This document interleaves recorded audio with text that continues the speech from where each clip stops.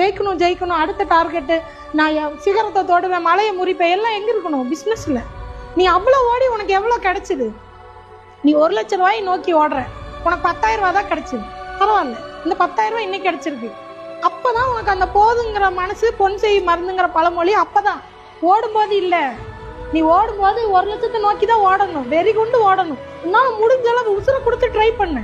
ஆனால் உனக்கு 10,000 தான் கிடைச்சிதா, உட்காந்து அழுகாத, சரிங்களா? அது உன்னை அடுத்து ஓட விடாமல் நொறுக்கிடும்.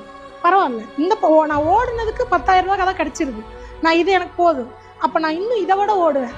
அடுத்து எனக்கு 1 லட்ச ரூபா கிடைக்கிறதுக்கு அப்போ நான் எவ்வளோ ஓடணும், அப்போ நான் ஓடுவேன் அப்படிங்கிற மனநிலையை வச்சுட்டு ஓடு, நீ அடுத்து ஓடுவேன்.